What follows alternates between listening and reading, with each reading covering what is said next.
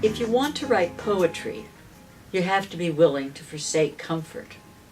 Let yourself dress down to the elements, not too far down. Not a flimsy piece of cloth, the only thing between you and the wet fog on top of the mountain where you've come to write.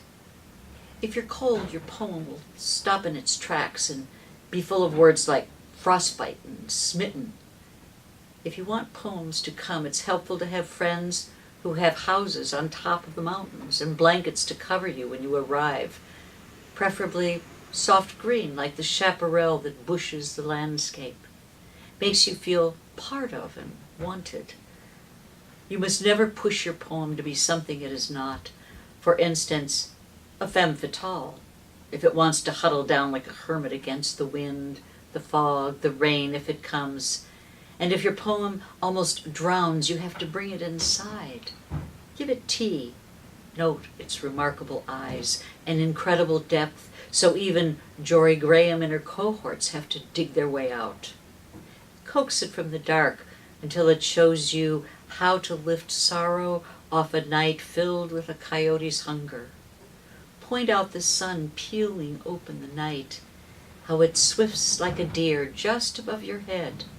Reach for it, and when all you feel is your own hand, write. You know, we're here to tame each other's poems because sometimes poems need to help find what they really are about. I mean, sometimes you don't know what it is you're writing till you've written it, and then when you get to the bottom of the page, you realize what it is that you've written, and then you go back and think, okay, well, anything that doesn't have something to do with what I've said, I'll just get rid of, because a poem really needs to be sort of like a moment in time. Everybody comments on each other's poems who wants to do that or has something to say. And we do that, and then I also like to do some new writing. When you are in the company of other writers, it's really fun to be inspired by what other people's poems are saying. It's like the fiction workshops or the nonfiction workshops, is that we're there to craft their poems that they bring in, to find the angel in the Right. in the stone, so to speak. You end up talking about a lot of other things about poetry, which oftentimes, at least in my workshop, that you don't have a chance to do when you're not at a conference, because a lot of people aren't in a good writing crafting group, and so they really don't know.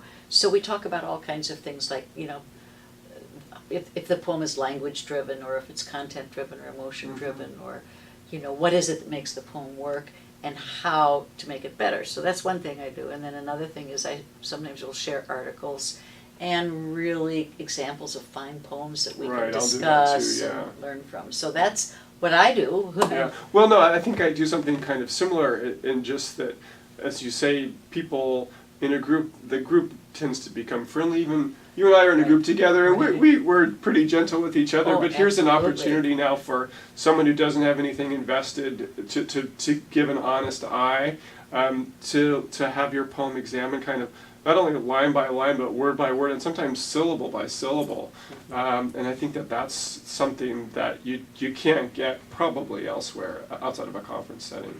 And then you and I have a similar aesthetic, I think, in a way, but we also differ, so I think that's one of the things that we could say is an advantage. So I think you may tend to be more of a narrative poet than I am, and I may be more of a lyrical poet or a lyric poet, focusing on a single moment or a couple of related moments, whereas your poems tend to tell stories. My workshop comes in the afternoon, so I realize that many of the people who are sitting there have already had 2.5 hours of a workshop with Perie Longo, so they're going to be expecting a lot of good feedback from me, so I kind of feel like I have to be on my game when that happens.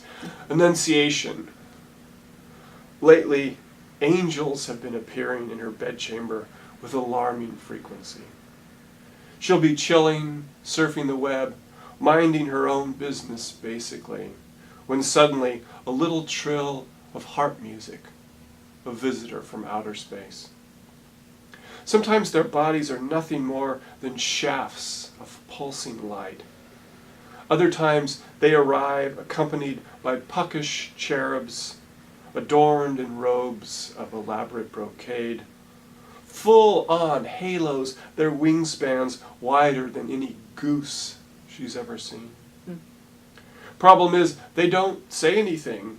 She's like, okay. But they only hover there above her iPod dock, as if whatever message they've brought, she's supposed to understand already. She doesn't. Try talking to them, and they just smile, get all beatific. Most people don't believe her, so she keeps a box of stuff they've left behind. Feathers, of course, lots of them, but also lilies that stink if she doesn't toss them out. And then these notes written in some crazy language on thick paper that smells vaguely of cows. Last night a new angel came, bigger, brighter, fierce. He brooded over her for half an hour. Once she even thought he'd slap her with those delicate hands they have. She has a feeling this one will be back soon with a question, and she'd better answer yes.